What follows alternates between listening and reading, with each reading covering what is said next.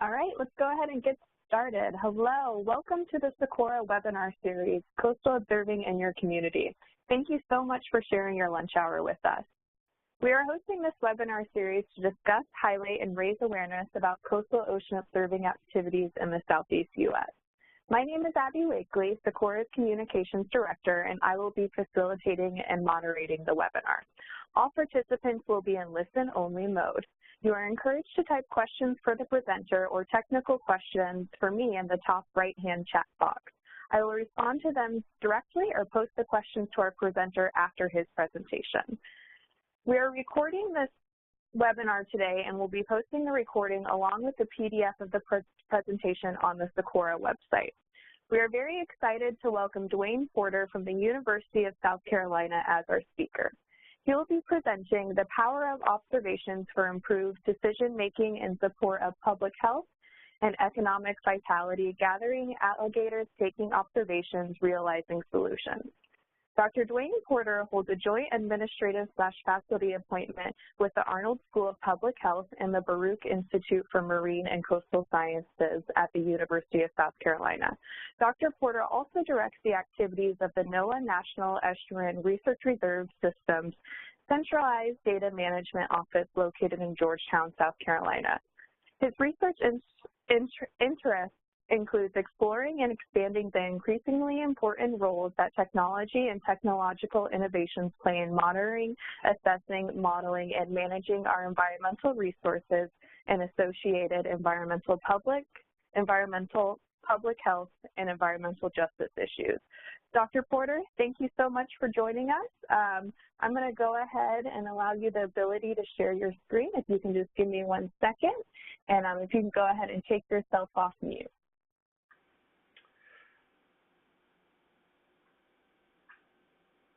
Why, thank you very much, Abby.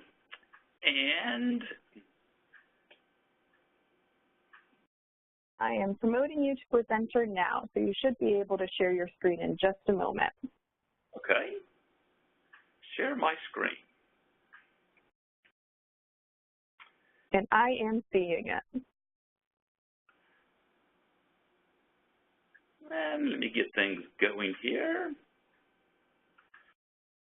Okay, well, first off, I would like to thank SECOORA for hosting this webinar series and giving me an opportunity to ramble on for a bit about a variety of work that primarily is being undertaken by our students.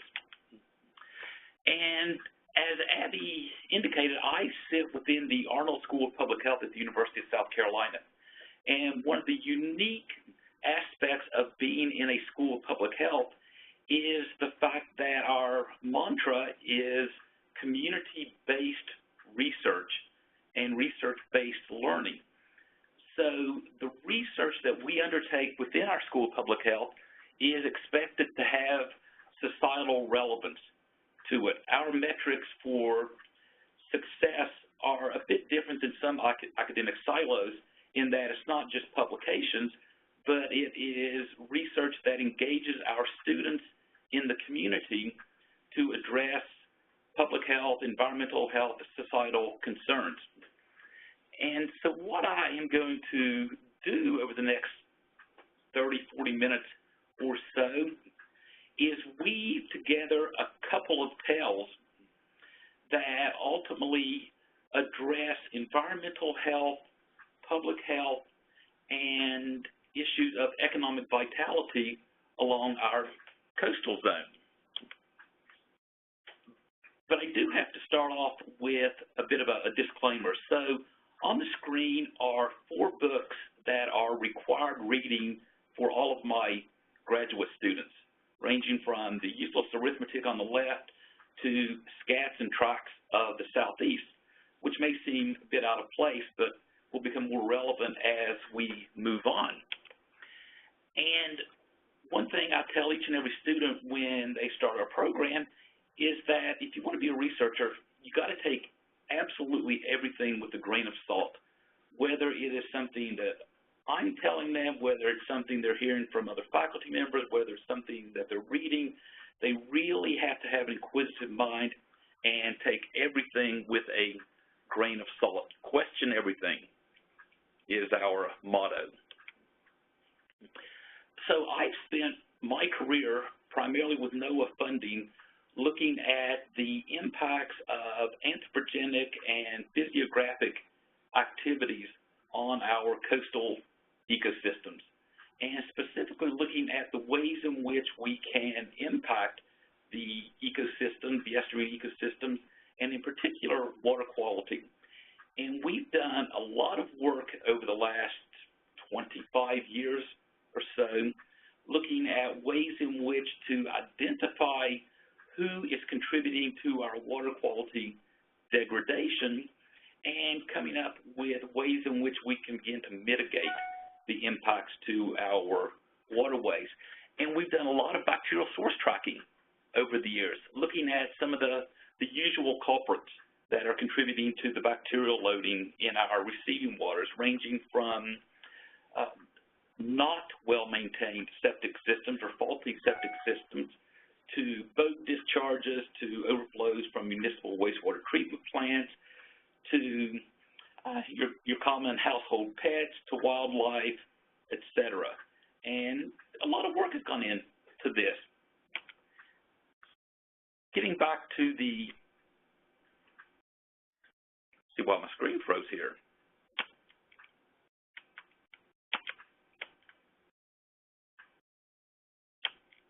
Okay, getting back to the issue of challenging our students to question everything, we had a student in our School of Public Health a couple of years ago who raised the question as alligators have once again begun to flourish in areas of Florida, Georgia, and South Carolina, how come we don't have any focus on their potential contribution to water quality degradation? And the usual response is along the lines that, well, alligators may be a concern for our pets and even children. They're cold-blooded, so they're not likely contributing to water quality degradation, i.e. the route of contributing bacteria. And Dr. Michelle Johnson, who now is a diehard NOAA employee down at one of the national marine sanctuaries, didn't accept that answer. The literature did not support that we shouldn't be concerned about what alligators do for bacteria loading. So we were very fortunate that we had funding from NOAA to allow us to look into this. So over the course of 2 years, we had an alligator observing system in place, and we worked with a number of homeowners associations, golf course managers, etc., to do cloacal swabs on about 3 dozen alligators. And if you've never had the opportunity to do a cloacal swab on a 12-foot alligator at 3 a.m. in the morning, I can tell you it is an experience that the alligator is not very fond of, and one that you want to end pretty quickly. But this was the process. We would call the alligators into shore, bring them to shore, secure them, and then measure them, do the cloacal swabs, and determine their sex, and safely release them back into their environment. And I'm very proud to say that we did this with minimal stress on the alligators. So the next part of this research was to identify whether or not alligators are contributing to water quality concerns, and are they potentially contributing harmful bacteria to our receiving waters, to our golf course ponds, to our stormwater management ponds. And what we found is that while alligators may not defecate that often, when they do, they are prodigious poopers. There's probably more research out there than you realize on contributors to bacteria in the environment. And alligators are at the top of the list in terms of the density of coliform that they can contribute. More importantly, we used API to identify the bacteria that was in the coliform. And as you can see from the listing on your right, in fact, alligators contribute quite a bit in terms of bacteria of concern to our waterways. So this research determined that, in fact, alligators do contribute to water quality degradation, and in fact, we should be very concerned about some of the types of bacteria they are contributing. Now, I'm going to switch gears a bit, and towards the end of this presentation, I'm going to bring the alligators back into the picture. One of the other aspects of the work we do in association with the National Estuarine Research Reserve System and with SECOORA is in terms of data, observing data, monitoring data, etc. And oftentimes, depending upon your knowledge of what is being collected, the sense of the availability of environmental data may be very underwhelming. And this top map represents the understanding that one of our resource management agencies in South Carolina had at one time as to the availability of water quality and meteorological data as necessary for beach management in South Carolina. And their understanding was that there was a total of 11 or 12 weather stations that they had access to. So that was a bit underwhelming in helping them to achieve their goals and objectives. On the other hand, it can also be completely overwhelming. There are so many data portals that are out there now that access to data can be a bit overwhelming in terms of not understanding what data are out there, what data are useful, etc. And there's also some really cool products that entities such as the NOAA National Weather Service are developing and making available. And I would also offer that any number of our ICE regional associations are also supporting the development of some of these really cool products that are derived from observing or monitoring data.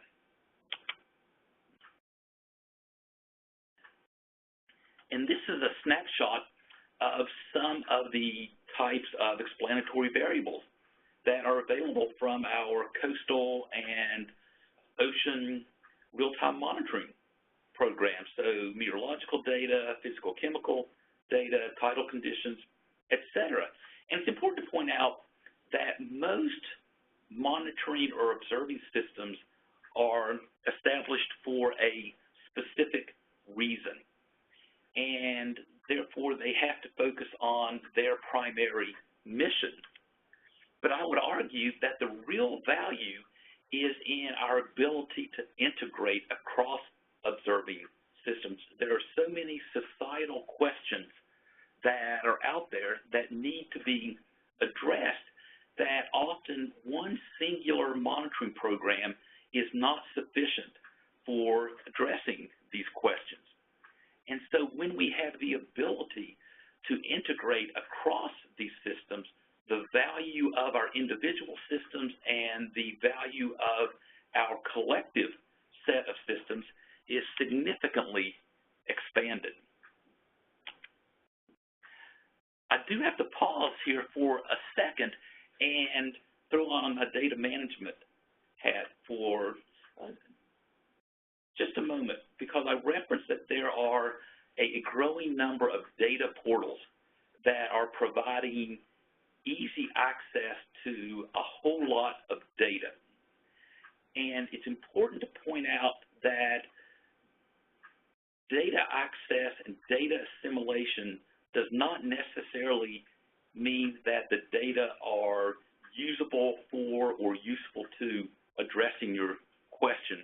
And I think it's important that we understand the difference between data assimilation, which is what a lot of data portals do, versus data integration.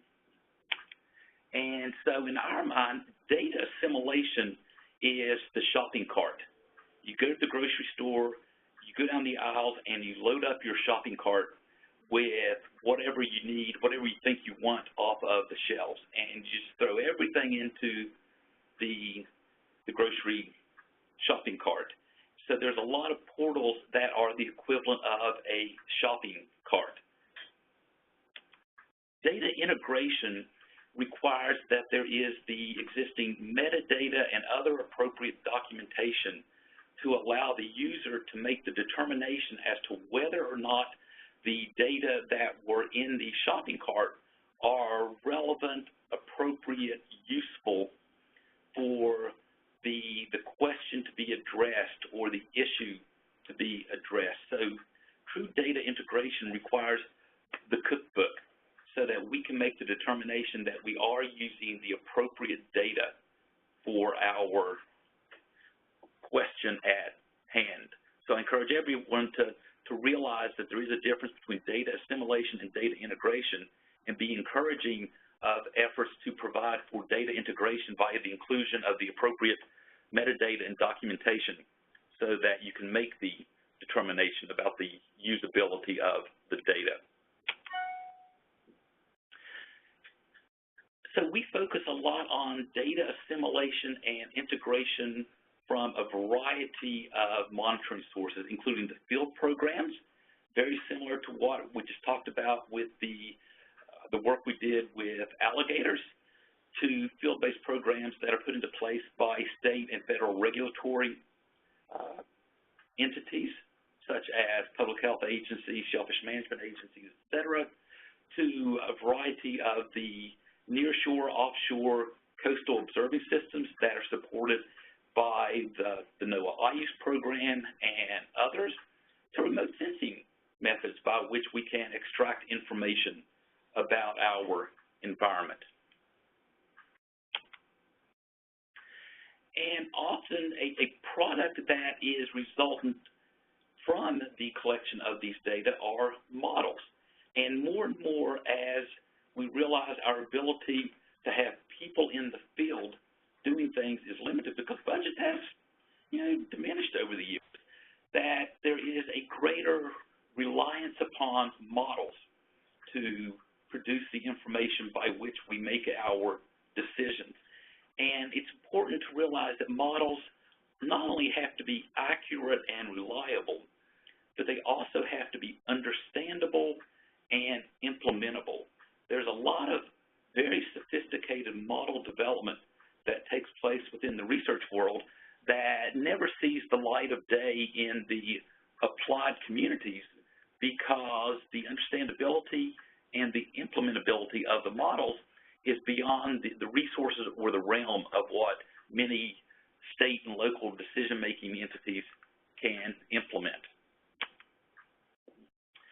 So, getting back to this issue of water quality, and as I indicated, I sit here in the state of South Carolina, and one of the largest economic drivers in our state is tourism, in particular coastal tourism, and bringing vacationers to the state of South Carolina to enjoy the beaches and all the amenities associated with our coastal regions.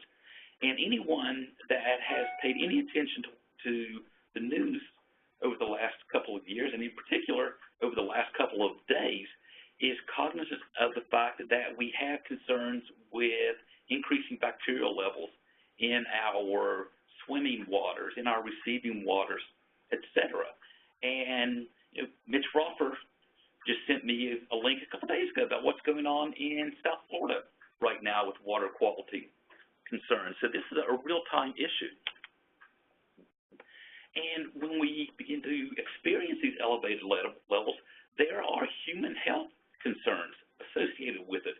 So exposure to vulnerable populations, in particular younger kids, those with autoimmune disease, the elderly, when they're exposed to bacterial-laden waters, there are issues that can range from gastrointestinal disorders to death.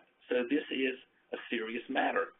And our local municipalities and our states and the EPA have responsibilities to try to protect our citizens, whether they're the locals or those that are visiting on vacation. The reality is it's not just a public health concern. It's also one of economic vitality, going back to the point that the coastal counties of South Carolina, at least 6 of them, rely on tourism as a means for their existence. If we don't provide access to clean swimming beaches or provide people with information so that they can make decisions, then we're risking the economic vitality of our Myrtle beaches and similar areas. And so our state health agencies routinely monitor for water quality conditions along our swimming beaches. And this is a responsibility passed along to them by the Environmental Protection Agency. The results of these monitoring efforts are used to inform the public of the potential health risk. The basic process is that a beach manager goes out today and takes a water quality sample. They send the sample off to the laboratory, and anywhere from 18 to 24 hours later, they receive the results of that analysis, and they make a determination as to whether or not they should issue a beach swimming advisory. So the reality is, today's advisory was based on yesterday's water quality. The end result is that we're potentially exposing people to bacterial-laden waters for a day or so. I had a graduate student who was also a full-time employee of our public health agency in South Carolina, and her responsibility was with our beach management program. And for a number of years, she was perfectly fine with the way in which our state agency and most state agencies manage their issuance of beach swimming advisories, until such time she had her first child, and the realization that she did not want her child or any susceptible population to be potentially exposed to bacterial-laden waters while they were waiting for a sample to come back from the lab. So as part of her graduate program, she developed what became the first preemptive model to forecast bacterial loading conditions in our swimming beaches of South Carolina. And here's where I tie this back to the story of the alligators at the beginning, and the realization that those alligators live in these retention ponds, these stormwater management ponds that drain into, via the swashes, into our swimming beaches. So there's a connection that we often didn't think about. But now we know from our student research that the alligators are contributing some pretty nasty pathogens into our stormwater ponds, receiving ponds, golf course ponds, etc. And those same bacteria are making their way to our swimming waters. So being able to come up with a preemptive process to address this is critical. So we have spent a number of years now with a variety of support graciously provided by SECOORA and the ICE Program Office and the EPA and some state entities to get better understanding of the factors that are driving bacteria into our waterways. And it's the inclusion of not only the usual culprits that I talked about earlier, but a variety of other anthropogenic influences that are contributing to water quality degradation, and the environment itself. What are the environmental factors that may either foster the growth of bacteria or hinder the growth of bacteria? So we've been spending a lot of time getting a better handle on this. And so what we've been able to do, primarily with our partnerships with SECOORA and the ICE program and the EPA, and now supported by some of our state health agencies, is to develop accurate, usable, and implementable forecasting tools for predicting or forecasting what bacteria levels will be in our swimming beaches. And so we look at multiple linear regression, CART modeling, ensemble modeling, and now doing some gradient boosting machine learning to come up with these forecasting tools. And resulting from our work with SECOORA, we established several years ago the How's the Beach website that has evolved into How's the Beach mobile app, and I'll tell the story about that in just a second. And we're not doing this in a vacuum. We're working very closely with the EPA beach program and in particular the virtual beach community that the EPA has put together. And in May of this year, the EPA released the 5-year review of the 2012 recreational water quality criteria, and included in this beach management Bible, for lack of a better descriptor, is the guidance that we are using to determine how we move forward with our statistical forecasting approach to issuing beach swimming advisories. So this is an effort that's spearheaded by the EPA, but brings in representation from a variety of other federal agencies, including NOAA, state beach managers, private sector, etc. One of the real challenges that we have with any of these decision support tools that include forecast activities is that we have to have a feel for the error that is possibly in our model, and recognizing the geographical setting of our areas determines the complexity of the model that we develop, and we have to be aware of errors of omission and errors of commission. Because errors of omission, if we fail to issue an advisory when the water quality is poor, there's a real public health risk.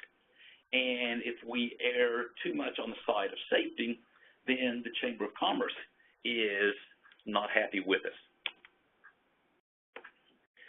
And I bring up the Chamber of Commerce because in our initial work a number of years ago, and working specifically within an area of South Carolina, there was very little support and actually quite a bit of grumbling by folks associated with our tourism bureaus and our chambers of commerce. Their argument at that time was that we were potentially giving the tourism industry in coastal South Carolina a black eye by providing them access to these decision support tools. They felt that it was going to be a hindrance to the economic vitality. It was not until they realized the value of this tool to themselves that they began to realize that this was a potential win-win situation.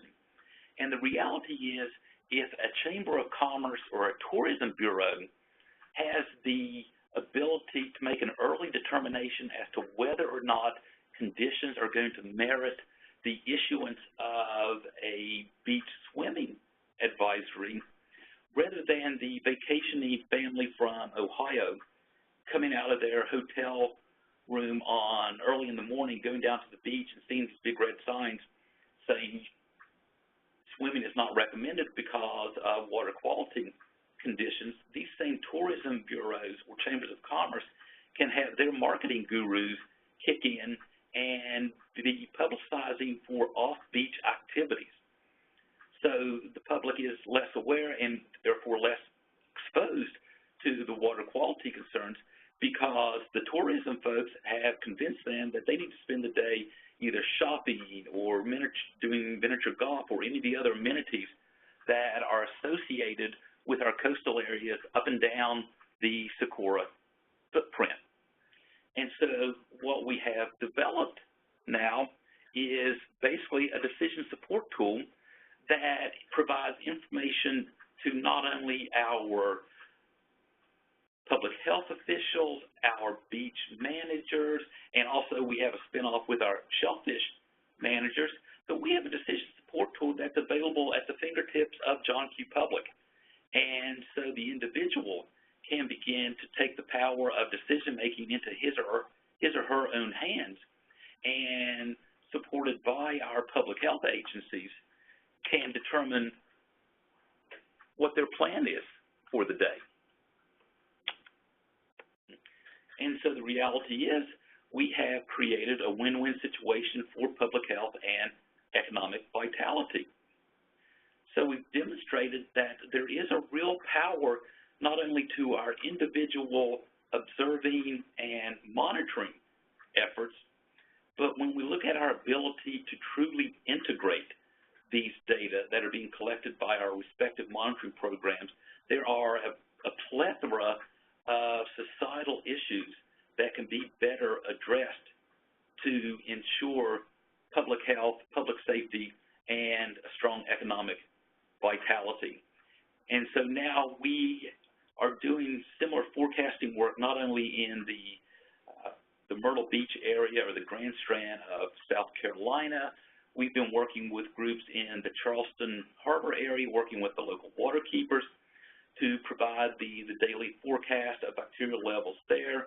We're working with folks in Manatee and Sarasota County in Florida. Later on this week, we will be making operational the work we're doing up in the Kill Devil Hills area of the Outer Banks of North Carolina.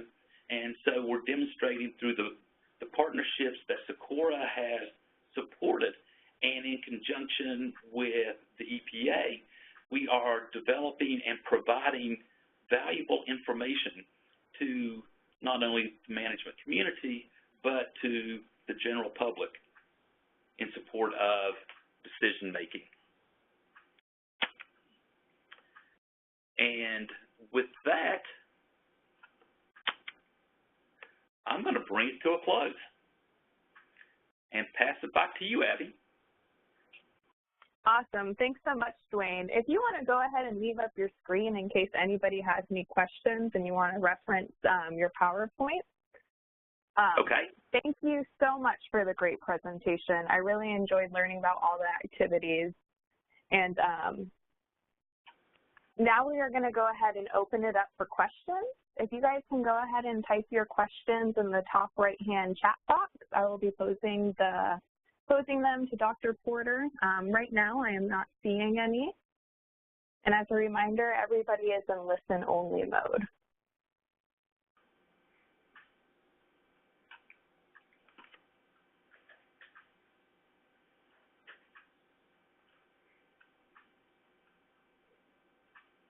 All right. Does anybody have any questions? And you can just type them in the chat box.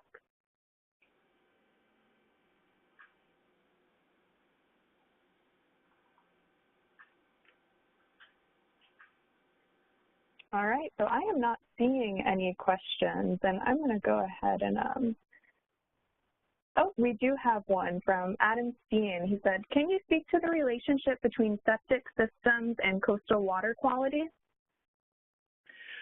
Well, good afternoon, Adam.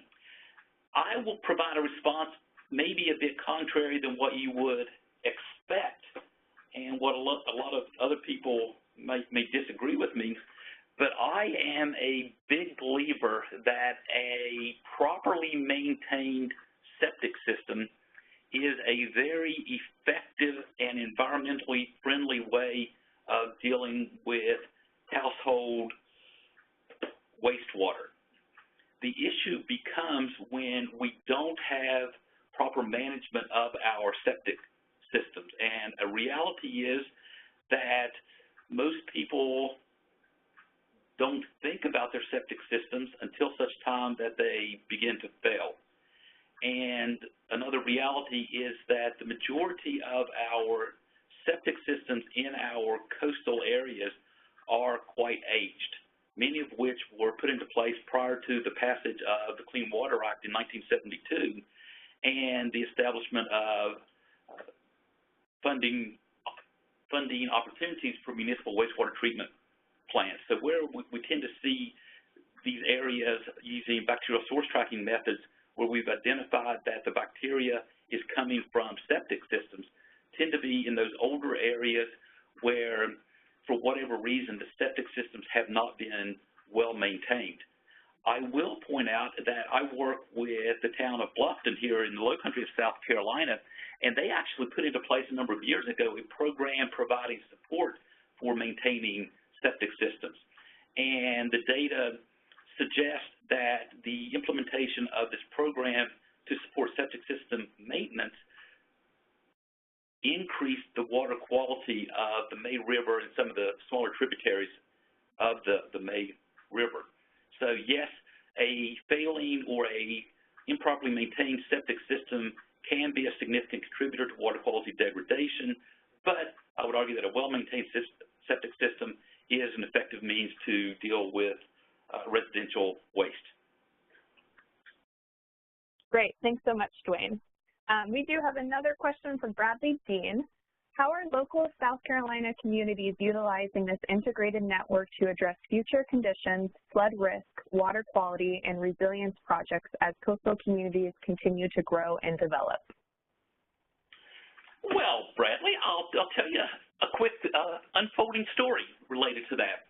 We have another doctoral student here who is working very closely with the coastal community of Surfside, which is south of Myrtle Beach. Surfside is a small community of about 2 square miles that makes its living off of the tourism industry.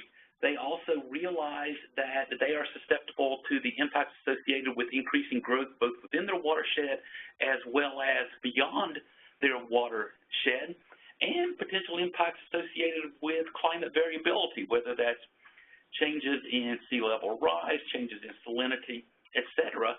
And they have formed a series of work groups to begin to address this. And we're going to be working very closely with Dr. Heath Kelsey and his group out of the University of Maryland that developed these ecosystem report cards he's done them for the Gulf of Mexico, for a variety of areas internationally. He's done on a much larger scale, and we're taking the process that his group applies to larger scales and scaling it down for implementation for a local community. We're also doing something very similar with the town of Bluffton, because the environmental manager for the town of Bluffton is also one of our doctoral students. And for her dissertation research, she is taking a holistic, fresh look at their futures planning and beginning to account for concerns over resiliency or climate variability, etc. And it speaks to the ability of taking sound science and making it usable and useful to the communities. And that whole science translation is an emerging discipline within itself. I would argue the scientific community has spent way too long working in our silos of academia or research interests with an ultimate goal of yet one more publication, and we're breaking that mold and realizing the value, the societal value of turning our science into useful information by working with the communities and the residents. Great, thanks so much, Dwayne. We have 2 more questions that came in. The first one's from Jennifer Dorton. Approximately how many beach water quality advisories are issued in the Grand Strand area, and is there a push in the Grand Strand area to improve or begin treating runoff to help reduce the number of advisories? I don't have the specific number off the top of my head, Jennifer, but the reality is that just about any time we have a significant downpour, we can have some concerns with water quality degradation. And the Horry County and the city of Myrtle Beach took some proactive steps a number of years ago to try to address the issue of the inflow of bacterial-laden waters to the swimming beaches. We have a number of these swashes that are a conveyance of stormwater to the beaches. Myrtle Beach and Horry County implemented a program and secured several $1 million of funding to run pipes literally 1,200 feet offshore, so to try to minimize conveyance via the swashes into the further offshore, with the expectation that dilution is the solution to pollution. And we had another student this past year, as part of her research, did the first assessment as to whether or not this new piping structure is effective. And while the data themselves, we can't really say that it's a causative assessment, a very correlative assessment, suggests that since the initial pipes have been put into place, in those areas where the pipes now somewhat further offshore, that we have seen a decrease in the number of beach swimming advisories. Great, thanks so much, Dan. And this is from Ann Freeman. I believe it referenced your first question. What was the name of the South Carolina community on the May River that assisted with septic tank maintenance? The town of Bluffton, South Carolina. And a bit Great, of history, Bluffton, South Carolina is the square footage, the largest city in South Carolina. Wonderful, thanks, Dwayne.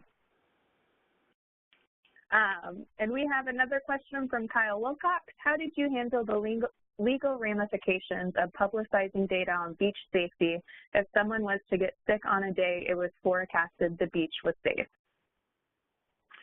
That is the question that has terrified our legal department here and has come up time and time again. We use the basic disclaimer that we're providing access to the best information possible and use it at the user's risk.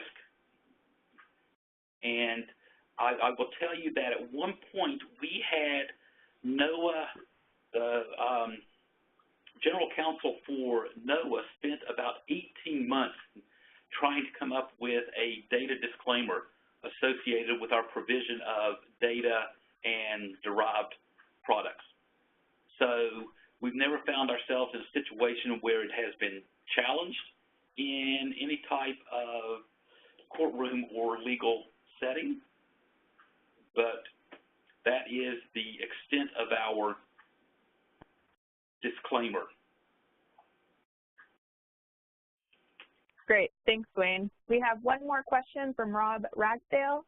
He is asking, can you go into a bit how the KDH work began and who is collecting the data? The KDH. Oh, the Kill Devil Hills. Golly. Sorry, Rob. That's up in your neck of the woods, isn't it? And we will be up there next week, as a matter of fact. We actually expected that there would be more data available associated with the Kill Devil Hills area. So it's been a bit of a challenge to identify both the historical data as well as real-time data necessary for these forecasting tools.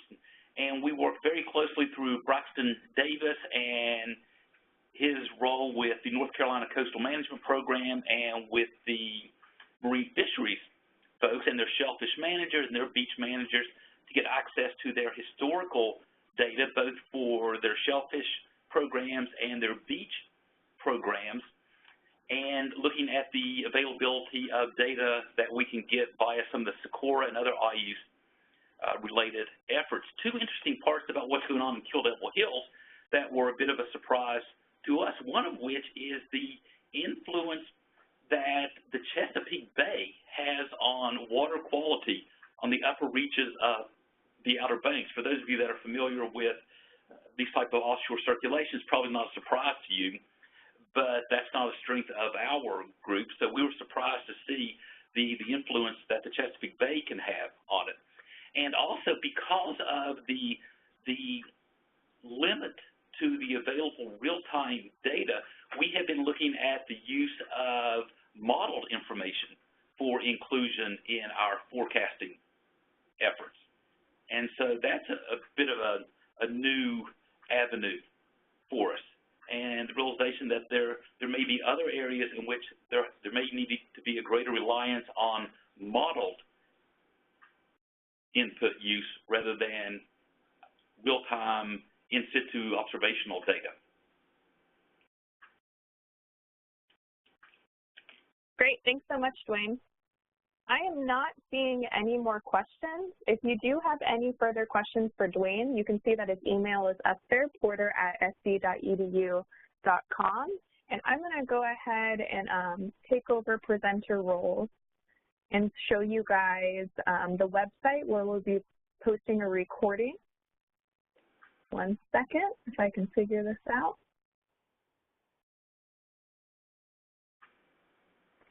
All right. So you can find a recording of the webinar on SECOORA.org/webinar-series. If you have any questions about the webinar series or any questions for Dwayne, you can go ahead and email us at jdorton@SECOORA.org or abby@SECOORA.org.